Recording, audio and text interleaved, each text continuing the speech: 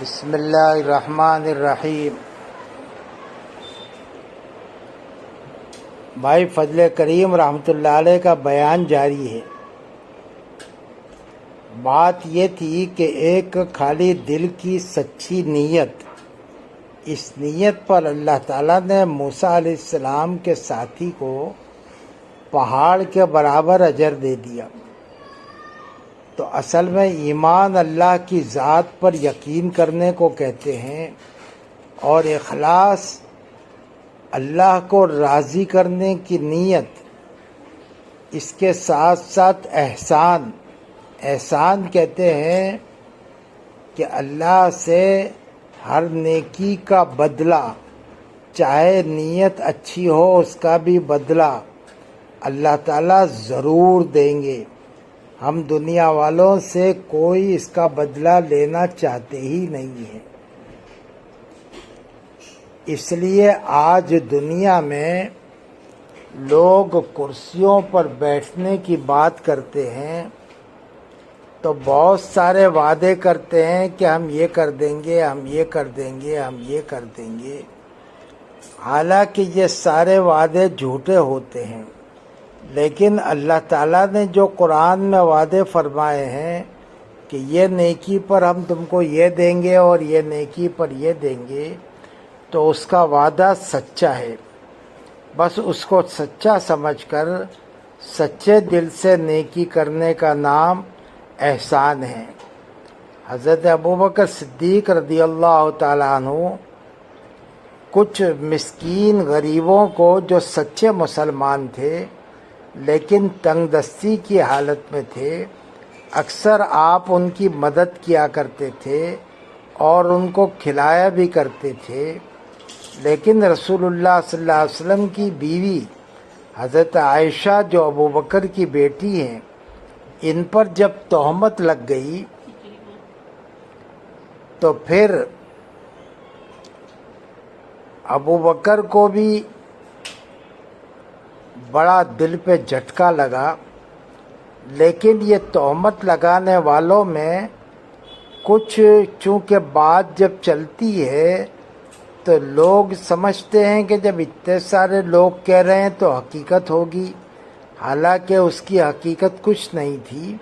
قرآن نے بعد میں اس کی وضاحت بھی کر دی اور مائیں عائشہ کی امانت داری بیان کر دی۔ لیکن یہ حالات کے اندر کچھ وہ مسلمان جن پہ ابوبکر احسان کیا کرتے تھے، وہ بھی عائشہ کے متعلق باتیں کہنے میں شامل ہو گئے۔ تو ابوبکر کو بڑا غصہ آیا، بولے میں تو ان کی مدد کرتا تھا، ان کو کھانا کھلاتا تھا، اب آئندہ ان کی کوئی مدد نہیں کروں گا، کچھ نہیں کھلاؤں گا۔ تو فوراً قرآن کی آیت نازل ہوئی اور اللہ تعالیٰ نے فرمایا، اے مسلمانوں، تم نیکی کے کام کو روکو مت، کوئی تمہارے ساتھ کیسا ہی معاملہ کرے، لیکن تمہیں تو نیکی کا بدلہ اللہ سے چاہیے نا۔ جب قرآن پاک نے ان باتوں کو بیان کیا تو اللہ کے نبی صلی اللہ علیہ وسلم نے فرمایا، ابوبکر یہ تیرے بارے میں نازل ہوئی کہ تو نے یہ نیت کی کہ میں اب ان مسکینوں کو نہیں کھلاؤں گا اور ان پہ احسان نہیں کروں گا، اس لیے اللہ منع کرتے ہیں کہ ایسا مت کرو۔ منافقین برا سلوک کرتے تھے، پھر بھی اللہ کے نبی تو کھلایا کرتے تھے لوگوں کو۔ تم بھی لوگوں پہ احسان کیا کرو اور کھلایا کرو۔ اس کے بعد سے ابوبکر اتنے سہم گئے کہ کبھی بھی اپنی نیکی کو انہوں نے چھوڑا نہیں، چاہے لوگ برا بھلا کہتے بھی رہے۔ ایک مرتبہ حضرت بلال نے آ کر یوں کہہ دیا، ابوبکر آپ نے مجھے غلامی سے آزاد کروا دیا تو آپ نے مجھ پر بہت بڑا احسان کیا۔ ابوبکر بے چین ہو گئے اور کہا، بلال خدا کی قسم میرا کوئی احسان نہیں، میں تم سے اس کے بدلے میں تعریف کا بھی جملہ سننا نہیں چاہتا، میں نے تو یہ اللہ کے لیے کیا ہے، میں اللہ سے اس کا بدلہ لے لوں گا۔ اس لیے اصل چیز یہ ہے کہ ہم کو ہر کام خدا کے حکم پر اور اخلاص سے کرنا آ جائے، اور یہ بات حاصل کرنا بہت مشکل نہیں ہے۔ صرف تھوڑی سی احتیاط برت لیں، تھوڑا سا اپنے نفس پر مجاہدہ اور محنت کی ضرورت ہے، پھر ہمارے اندر سے ایمان اور اخلاص صحیح ہو جائے گا۔ اسی کی مشق جماعتوں میں کروائی جاتی ہے۔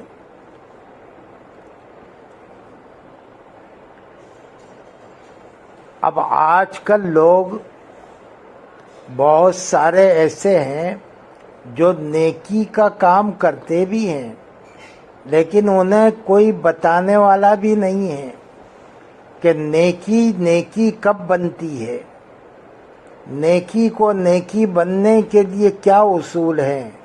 میرے بھائیوں اور دوستوں بزرگوں، ہم دیکھتے ہیں بعض مرتبہ سڑک کے اوپر گھر بہت چھوٹا سا ہے، کوئی میت ہو گئی تو گھر کے باہر سڑکوں پر عورتیں بیٹھ جاتی ہیں، آدھے سر کھلے ہوتے ہیں اور ہاتھ میں قرآن کے سپارے ہوتے ہیں، اور وہ قرآن پڑھنے لگتی ہے کہ میت کو اس کا ثواب مل جائے گا۔ اللہ کی بندیوں کو یہ معلوم بھی نہیں ہے کہ پردہ کرنا فرض ہے، سر ڈھانکنا ضروری ہے، راستوں پر کھلے چہرے سے بیٹھنا گناہ ہے، اور وہ بیچاری قرآن پڑھ رہی ہوں نیکی سمجھ کر کر رہی ہے، حالانکہ ایک رتی برابر بھی ان کو اس نیکی کا ثواب نہیں ملتا۔ قرآن کو ضابطے سے پڑھا جائے تب تو نیکی نیکی ہوگی، اور ضابطے کی بنیاد صحیح ہو جائے تو پھر بنیاد صحیح ہو جانے سے چھوٹی سی نیکی بھی بہت بڑا ثواب رکھتی ہے۔ خدا ہمارے ایمان کو مضبوط بنائے، ہماری نمازوں کو صحیح بنائے، ہر حکم کو خدا کے حکم پر کریں، ضابطے کے ساتھ کریں۔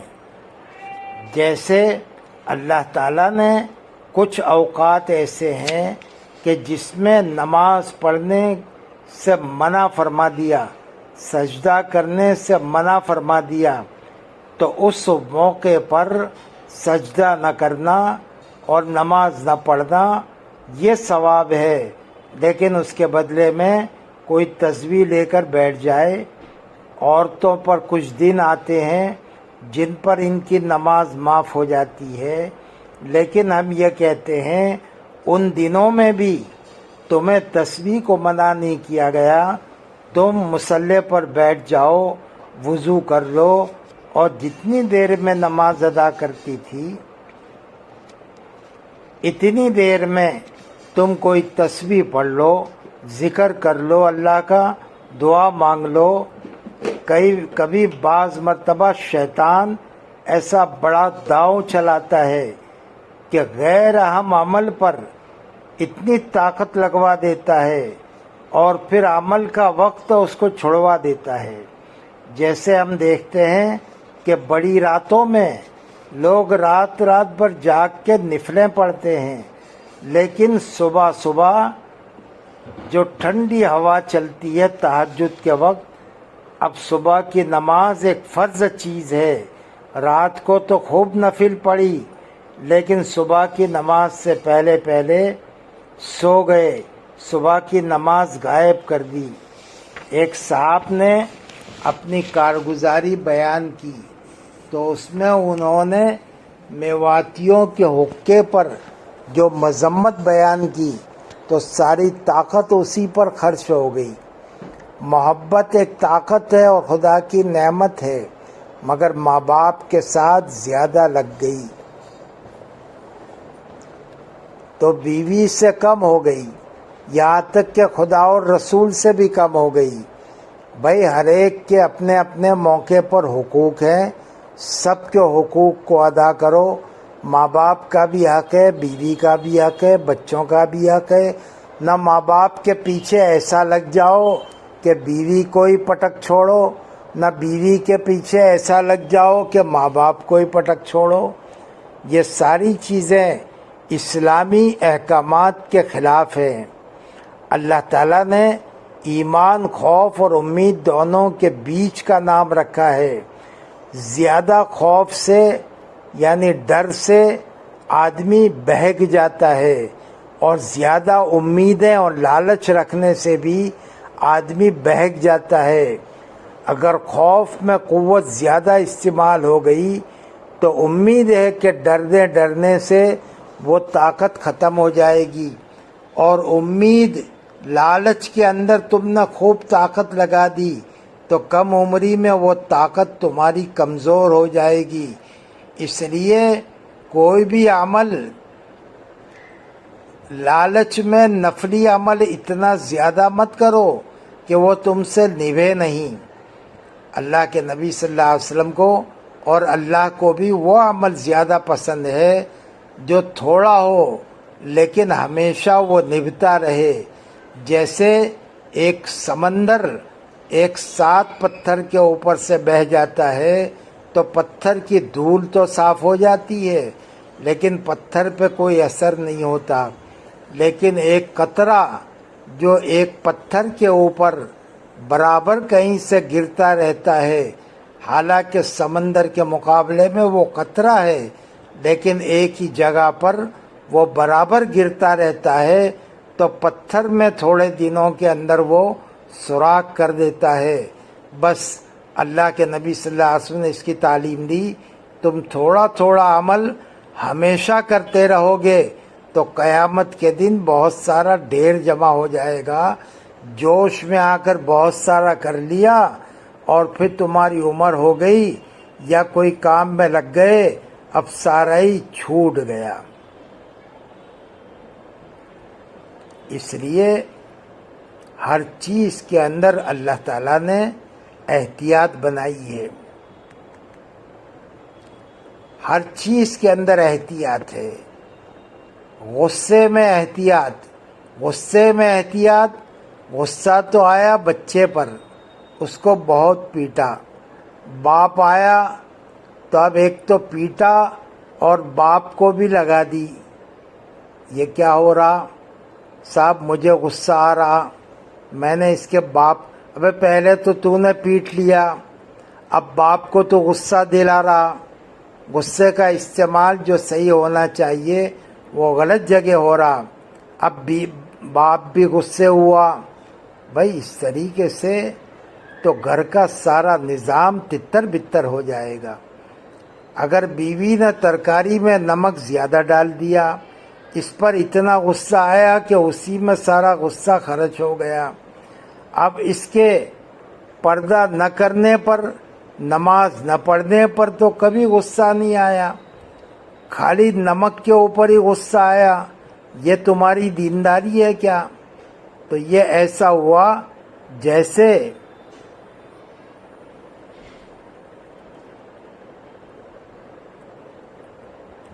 کہ پہلے تو کودنے کی چیز میں خوب کودوایا بچوں کو، اب وہ ان کی طاقت ختم ہو گئی، وہ تھک گئے، اب وہ بچے کو تم اس کے کام کے وقت کان پکڑتے کہتے ہیں کہ لیسن کر لے، یہ کر لے، ارے تو نے اس کو یہاں اتنا تھکایا، اب تو اس کو کیا کرے گی؟ اگر بیل کو بھی لوگوں کے سامنے بہت نچایا، اب بیل ناچا بھی تمہارے کہنے سے، اب وہ تھک گیا،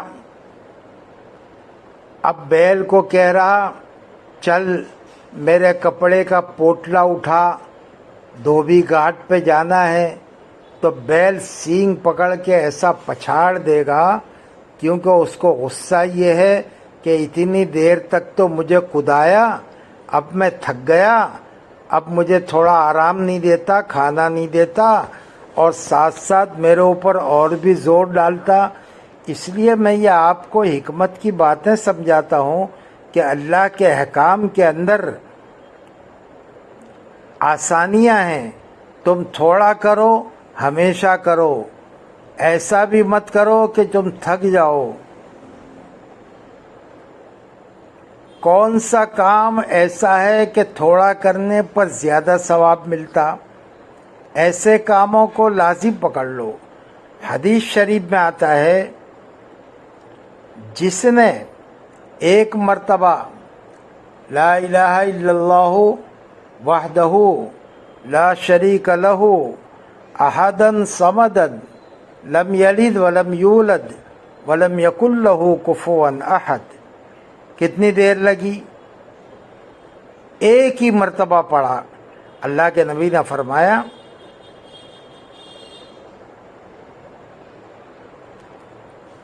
20 لاکھ نیکی ملتی۔ ایک مرتبہ پڑھنے پر کتنی؟ 20 لاکھ نیکی ملتی۔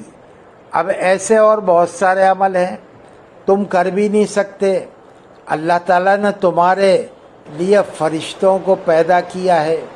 بہت سارے فرشتے ایسے ہیں کہ جن کو اللہ نے تمہاری نیکیوں کی مدد کرنے کا بیان بنایا ہے۔ 1900 اور دوسرا ان کا کچھ کام نہیں ہے۔ سورہ حشر کی آخری آیت، اعوذ باللہ السمیع العلیم من الشیطان الرجیم، 3 مرتبہ پڑھو۔ اعوذ باللہ السمیع العلیم من الشیطان الرجیم، اعوذ باللہ السمیع العلیم من الشیطان الرجیم، پھر هو اللہ الذی لا الہ الا هو عالم الغیب والشہادۃ والرحمن الرحیم، هو اللہ الذی لا الہ الا هو الملک القدوس السلام المؤمن المہیمن العزیز الجبار المتکبر، اندر سے ابھرتی اور ناکام کرنے والی هو مایا اللہ بھی الخالق الباری المصور له الاسماء الحسنى یسبح له ما فی کفر بھی السماوات انسان کے اندر سے وهو ابھرتا ہے، العزیز ایمان بھی الحکیم۔ اندر سے ابھرتا ہے۔ دیکھو یہ ایک ہی علم مرتبہ میں انسان نے کے پڑھا، اندر سے ابھرتا ہے، جہالت بھی 70,000 اندر سے ابھرتی فرشتے ہے۔ صبح حسد، تک بغض، میرے کینہ، لیے ظلم، دعائے مغفرت کسی مانگتے کے رہیں گے، ساتھ میں چاہے ہمدردی، سوتا رہوں۔ غمخواری، صبح میں اگر میں نے ایک مرتبہ تکبر، پڑھ لیا گھمنڈ، تو شام تک یہ سب 70,000 انسان فرشتے کے اندر پیدا میرے لیے دعائے مغفرت مانگتے رہیں تواضع گے۔ بھی اندر یہ پیدا ایسے ہوتی عمل ہے۔ ہیں کہ تھوڑے میں بہت اور زیادہ جو ثواب چیز ہے۔ اندر بنتی اس لیے ہے، میرے بھائیوں، یہ جو اگر 3 اچھی پارٹ ہم بنی نے تو بیان اسی کا کیے، کامیابی بھائی ہے۔ فضل کریم صاحب اگر نے غلط بنی لوگوں سے یوں کہا، تو وہ اندر مولانا کی محمد غلط عمر صاحب چیز بھی کی وجہ تشریف سے لائے، اس کو ناکامی دلی کے ملی۔ نظام الدین کے احباب بھی تشریف لا رہے باہر ہیں۔ کا بنا باڈولی اصل میں نہیں، اجتماع بلکہ ہونے اندر کا والا بنا ہے اصل ہے۔ سورت ضلع کا، باہر اس جتنی لیے دنیا میں وہاں چیزیں ہیں وہ خوب اصل نہیں ہمتیں ہیں۔ کرنا اس اور پر اپنے کامیابی نام اور لکھوانا۔ ناکامی کا دار و اللہ مدار تعالیٰ نہیں، ابھی سے جو بلکہ نام اصل اس لکھوا کا دے باطن تو بہت زیادہ اندر ہے۔ اس کو ابھی سے جب ثواب اپنے ملے اندر گا۔ کی بنیاد پر اللہ تعالیٰ نظر عمل کی ڈالیں توفیق عطا کہ فرمائے۔ ہمارے اندر کیا بن وآخر رہا ہے۔ دعوانا الحمدللہ اب رب ہم نے العالمین۔ سیاست پر محنت کی اور اس سے وزارت بنی، تو یہ بنی ہوئی وزارت اصل نہیں، اور اس پر کامیابی اور ناکامی کا دار و مدار نہیں، بلکہ اندر جو کچھ بنا ہے وہ اصل ہے، اور اس پر کامیابی اور ناکامی کا دار و مدار ہے۔ اس لیے جس انسان نے اپنے باہر بنایا ہے وہ اصل نہیں ہے، بلکہ جو اندر بنا ہے وہ اصل ہے۔ انسان جب دنیا سے جائے گا تو اندر کی مایا ساتھ لے کر جائے گا، باہر کا بنا ہوا سب یہیں چھوڑ کر جائے گا۔ اس دنیا کی مثال اسکول جیسی ہے۔